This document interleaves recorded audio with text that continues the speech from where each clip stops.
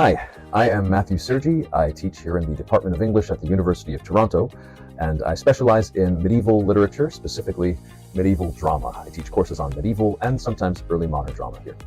I first got to know the folks at Kintore because I had one amazing student in one of my classes who introduced me to Kintore and invited me as a speaker at Kintore. And from there, I've had a couple of Kintore students since then who've always shined as some of the most interesting commenters and contributors to my courses.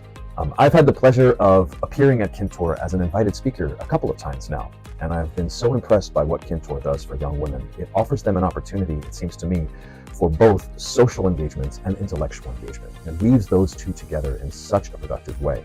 I've been so impressed by the conversations I've had at my talks and by the conversations I've had with the students who come to my classes. And I think that's a direct result of having their university experience be part of that kind of community. One of the things I've been most reached by is how actively Kintore allows the women who are residents at Kintore to weave their personal faith and their personal beliefs into their intellectual journey and their journey of learning at the university.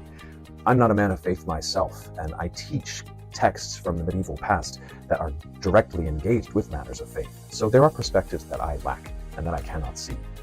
And I've been opening up to hearing students of faith in the classroom, really interested in what they have to say about these texts. And the students who, again, have sort of come out with some of the most interesting things to say about that have been Kintore students. I think that's a result of how much Kintore both celebrates a diversity of belief and a diversity of different ways of attending to the world, at the same time as allowing Kintore students to express themselves in the fullness of their spirit without cutting off the spirit from the intellect.